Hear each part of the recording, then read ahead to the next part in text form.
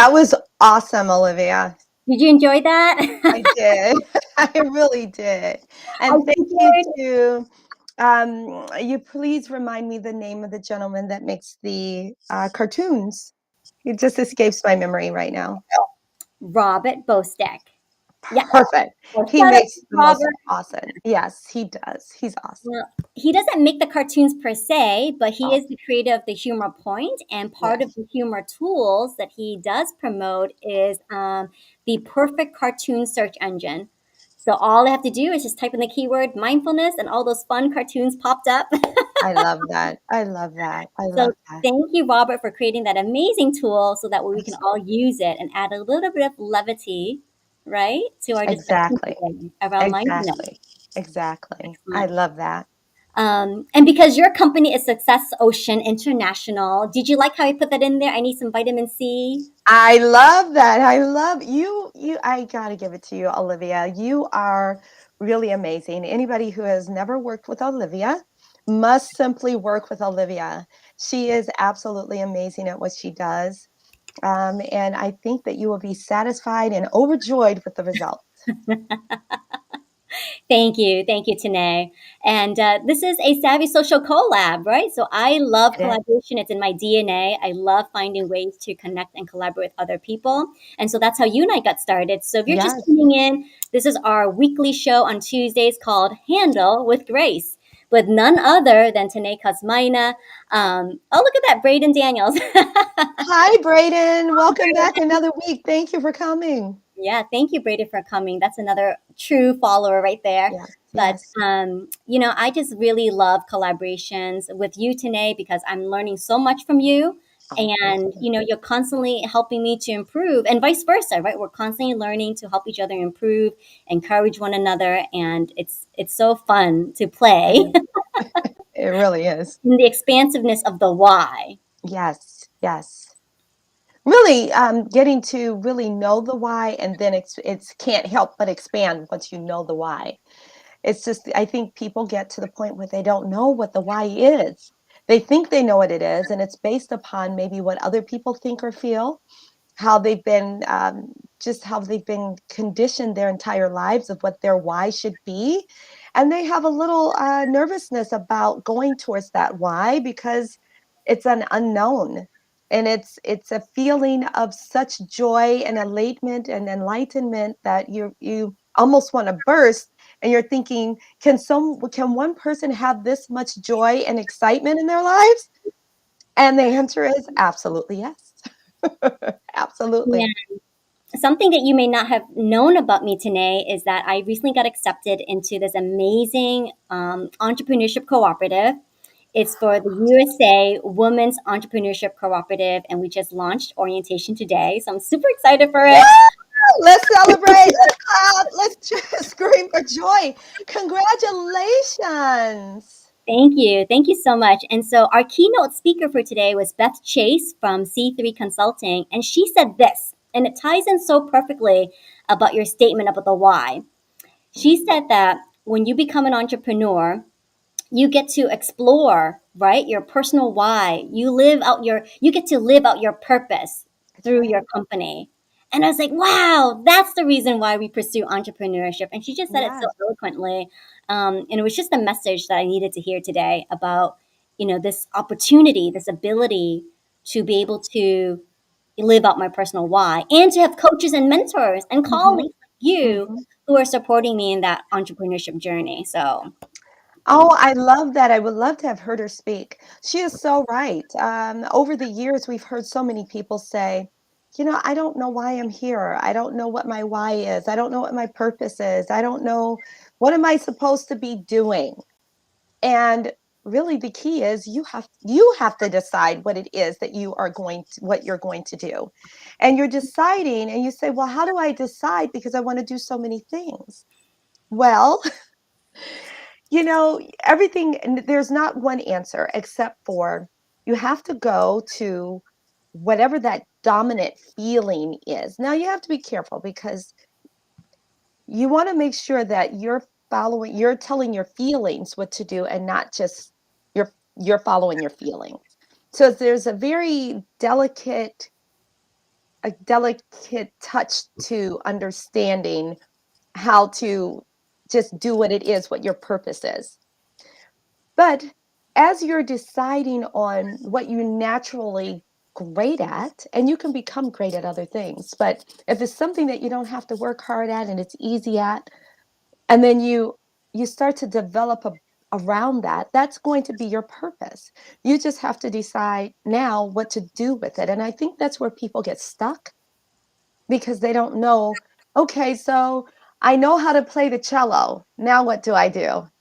And it's, well, you can do concerts.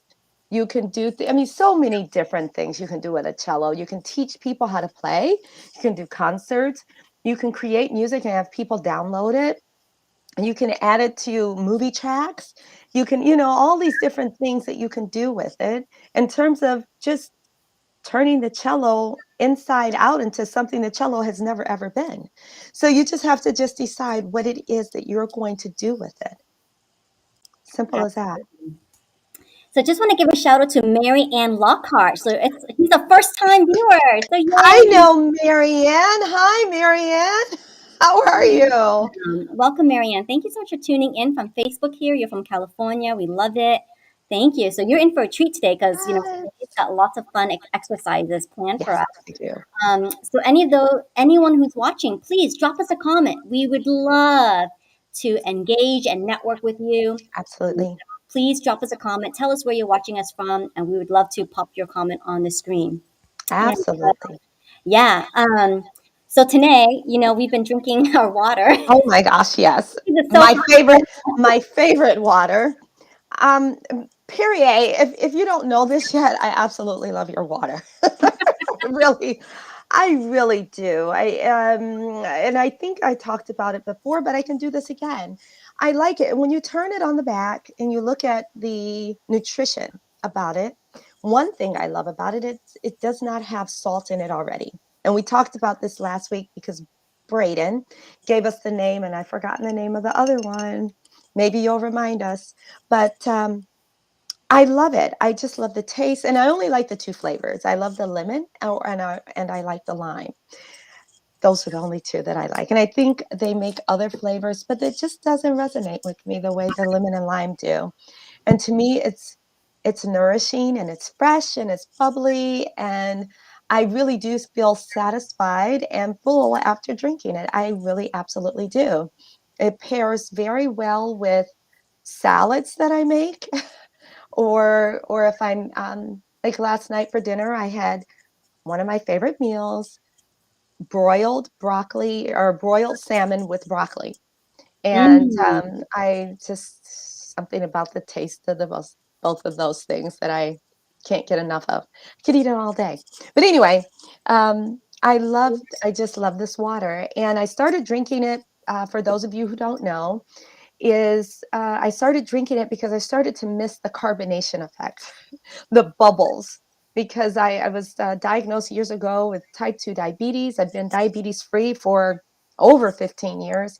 And I started missing that little bubble effect that you get from soda or pop in some regions. And I wanted it back. And so Perrier is a great alternative because, one, I'm getting the water and I'm getting that bubble effect. So it's a 2-in-1.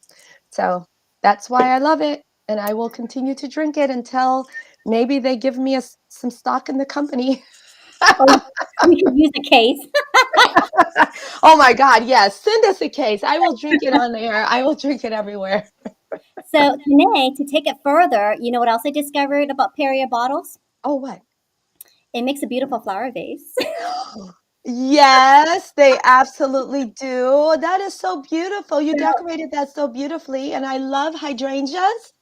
So this is for Oh, you. And it's thank a you reminder very for much. you to stop and smell the flowers because we're I, going to be talking about mindfulness today. So what better reminder now that fresh blooms are blooming in your garden? oh, I love those hydrangeas.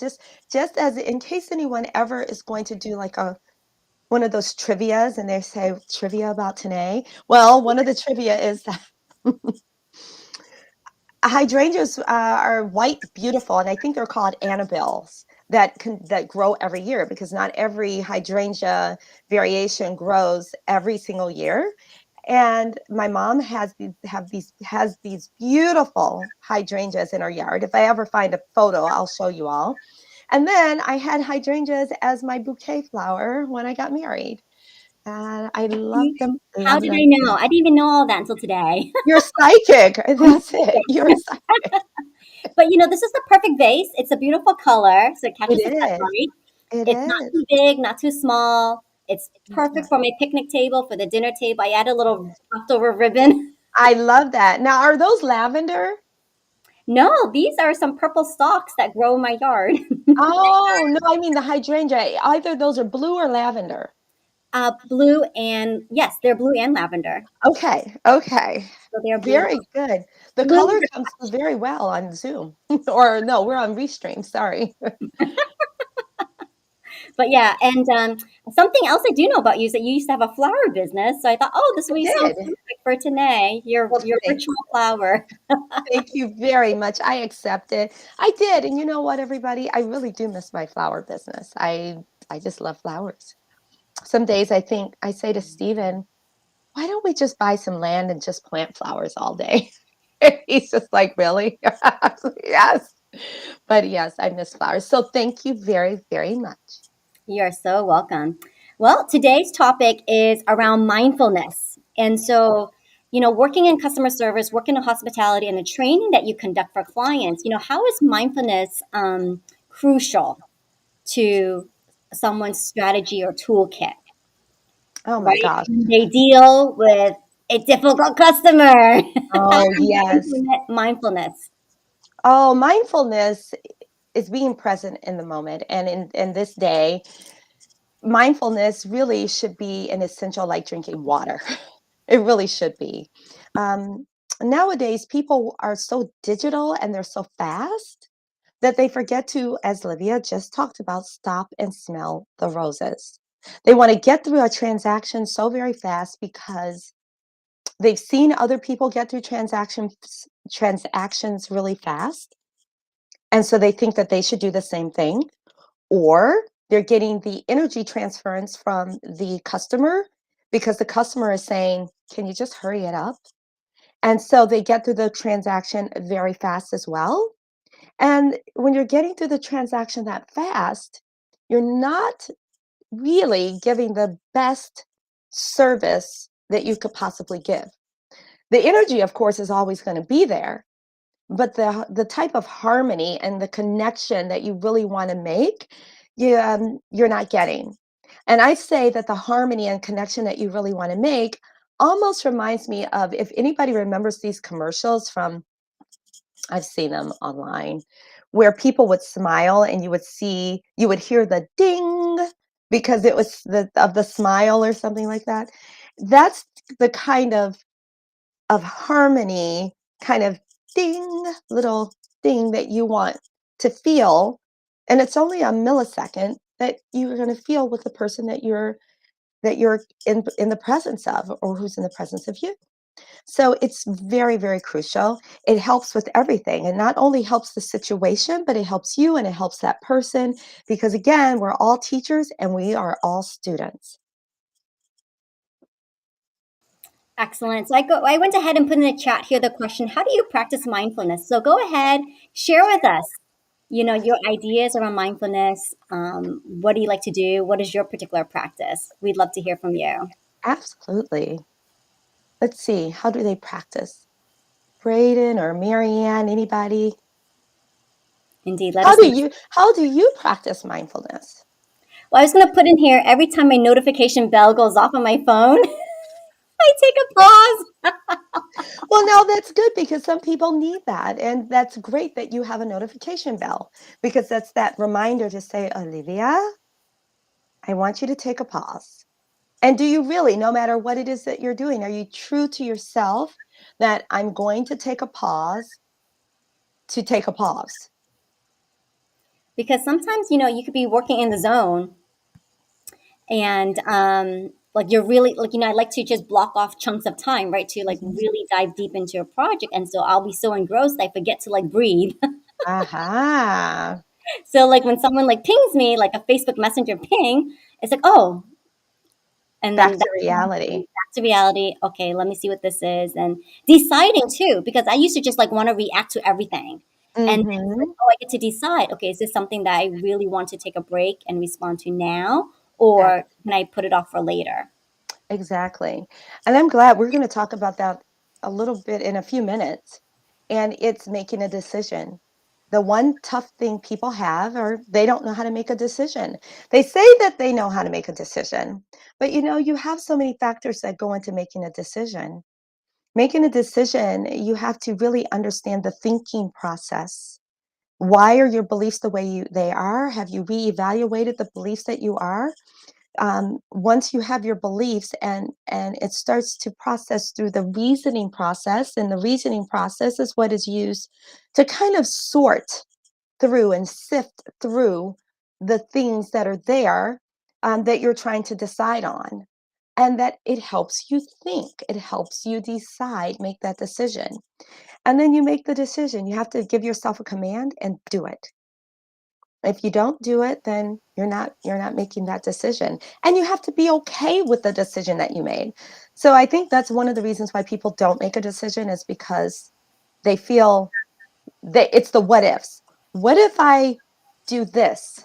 Then what is the consequences are going to be that. Okay, so then what if I do that? Then the consequences are going to be this. And so you get into a place of indecision. And when you get to a place to indecision, guess what? It's still a decision. The universe is actually going to make the decision for you. So you can either do nothing or make the decision to do whatever it is that you really want to do. It could come to the point, though, that if you chose to make a decision to do a particular thing or in a certain way, whatever it is, Yes. that it might circle right back to whatever the universe would have done anyway, but you don't know because you made the decision. But just say if you had some sort of crystal ball, so to speak, and you said, if I do this, I wonder what the universe would have done anyway. Well, guess what? The universe is going to maybe do whatever it was going to do, and it could line up or align with whatever it was your decision was, and then maybe not. But whatever it is, just give yourself permission to feel okay about it, because it's not the end of the world. Exactly. And so we had opened up this discussion that, sometimes there's just so many opportunities. How do you get clear, right? Mhm. And meditate. So we talked about the why. So Mhm. part of discovering your why is taking that time for introspection It is. and meditation. It And is. so when you're in a flux of decision making, do you have an exercise for us that you could lead us through? I do actually. It's a mindfulness about making decisions. All right, everybody. So I want to preface this by saying, if you're driving, riding a bike, on a treadmill, on roller skates, or anything else that is movable. Maybe you're steering a boat, whatever it is. If you are listening to us at this very second, do not follow the directions that I'm giving you, because I want you to be safe. If you're mobile in some way, if someone else is driving, great.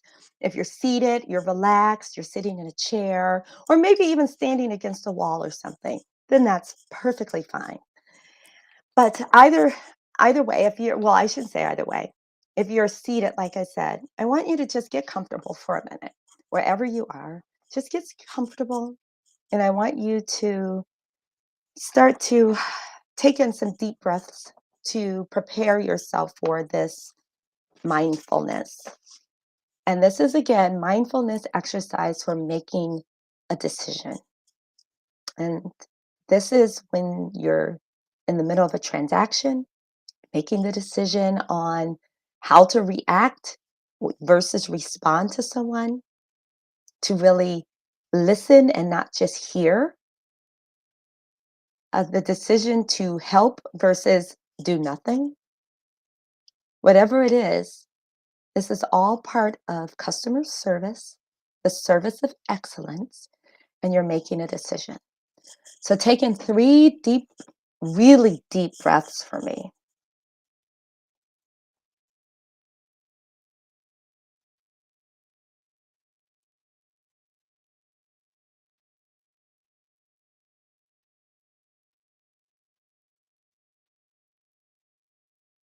And as you take in these deep breaths, I want you to turn inward and start to feel how your belly and your chest and your head feel as you're going through this exercise, as you're breathing.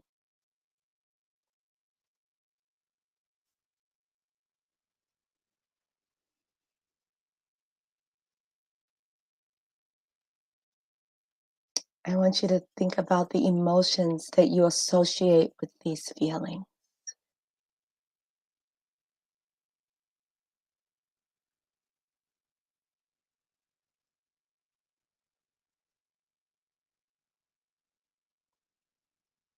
Think about the positive and negative impact of any stories you believe in regarding making decisions.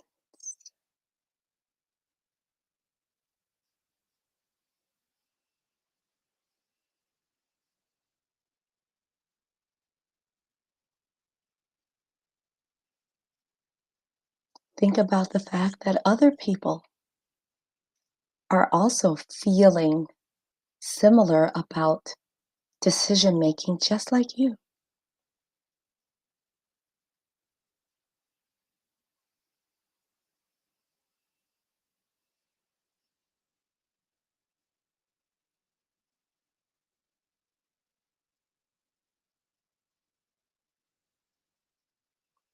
Now, think about how you might feel with an increased awareness about how to make a decision and the mindfulness of making it.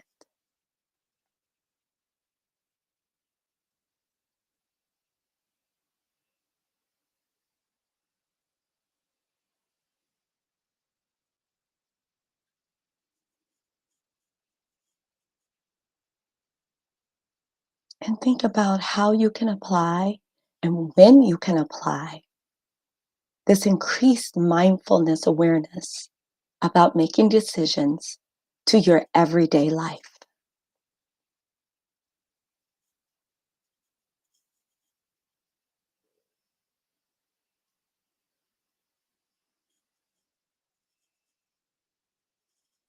Now, if you have pen or paper or want to just go over this in your mind, I want you to think about or list 10 issues that you might be having a difficult time deciding about.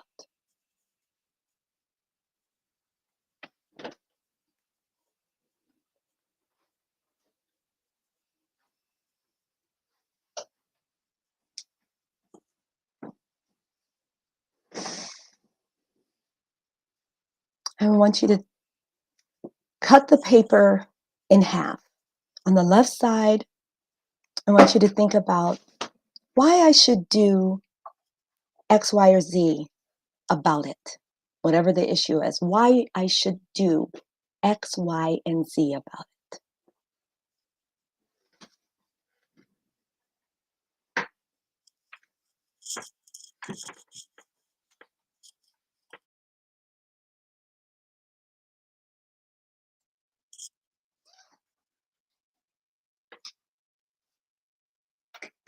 Then I want you to ask yourself why this issue is confusing to me.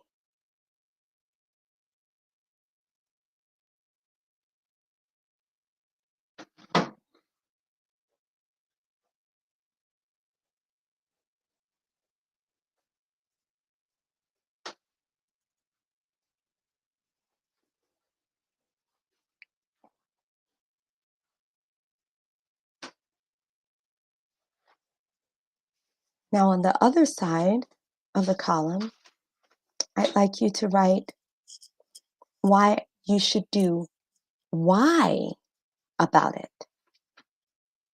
Whatever that why is, why you should do why about it.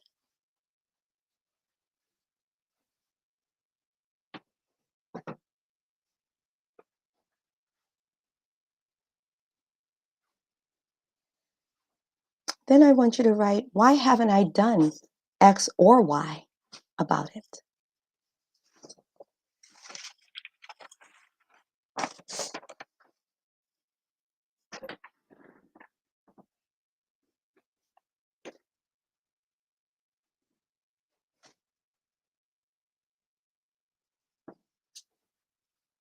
Now, if you filled out what it is, and you may have to stop this to really write everything down. But once you've written everything down, I want you to ask yourself 4 things. The first one is, what patterns of explanation do I observe about why I have or have not done anything about it?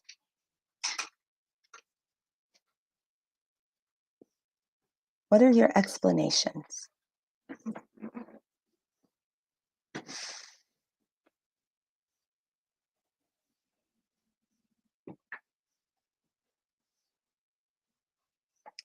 Then ask yourself, what is my decision-making process? How do I make my decisions?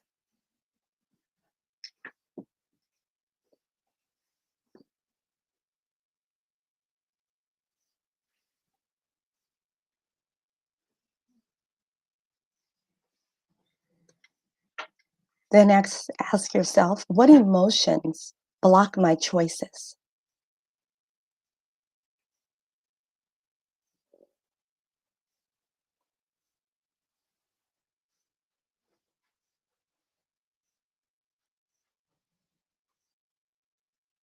And then lastly, when will I make a choice about each issue?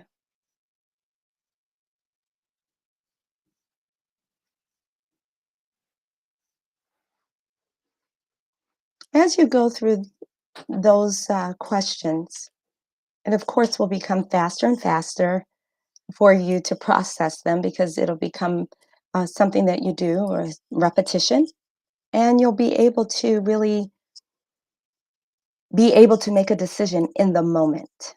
It'll become just as if you're thirsty and you just go get water naturally.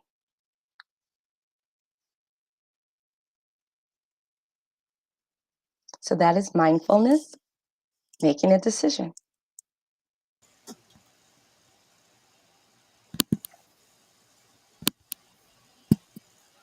That was so incredible, Tené. Oh my gosh. Wow. You have given us such a real practical hands on Mhm, tool. mhm. And um, it was amazed that when you led us through the exercise, like what came up for me, like things I hadn't thought about in years Well, good. suddenly started coming up. About how you make decisions, especially what is your decision making process?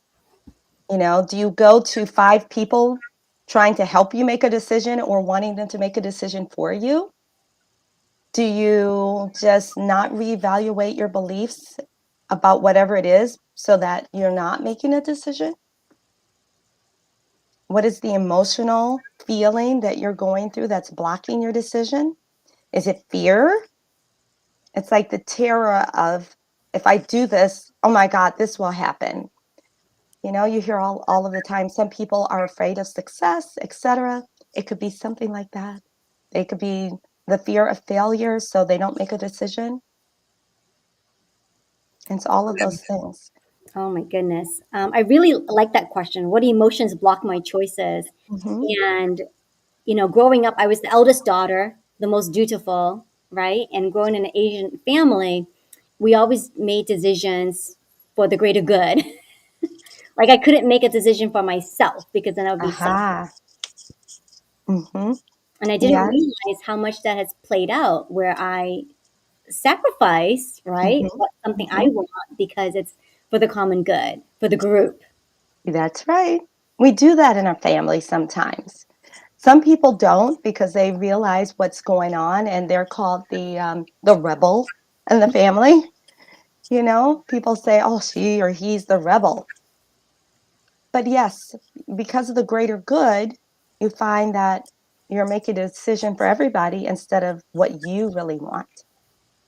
And you know that in people find that they get into careers that they really don't want to be in because they made a decision for the greater good because mom or dad said, "Nope, this is what you're going to do." And they've had that fear of, well, mom and dad always told me what to do, so guess what? I'm going to have to do it whether I want to or not. The greater good. I So, love what the advice you gave us just now about evaluating certain decisions against our value system Hmm. and seeing if there's alignment there. You know, Because your beliefs change. And then you have to evaluate, where did this belief come from in the first place? mm, So you're making your decision based upon a belief. Where did the belief come from? Should I have this belief? Do I really want to change this belief? What will happen if I change this belief? Will my family be upset? Will my friends, my husband, my spouse, my partner, whatever? At the end of the day, you're the one that has to look yourself in the mirror. You're going to be with you at the end of the day, no matter what. So you have to make the decision and be okay with it. oh my gosh. So I hope all of you watching are getting so much value from today. I hope you're writing down notes.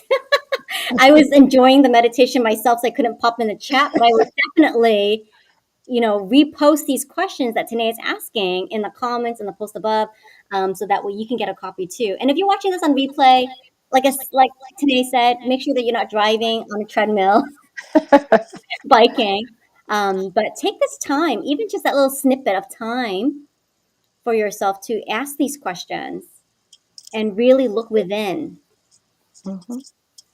and spend that time getting to know oneself. I think that's the greatest gift that you can give yourself, Exactly. right? Is knowing who you are. Exactly. Oh my gosh. So thank you so much for joining. I can't believe we're out of time already today. No, I can't believe it either. But thank you, everybody, for coming and watching. I really appreciate it. We really appreciate it. Yeah. So we actually need to get ready for our webinar tonight. So the Absolutely. webinar that we've been announcing all month long is happening tonight. Tonight, Tonight. there's still an opportunity for you to come join us. And so it's going to be in the next 30 minutes here. Hmm. No, hour and a half. I know. So at 5:30 Central, 6:30 Eastern, come back and join us. We'll be talking about customer service burnout. And it's a webinar around prevention training with Tené.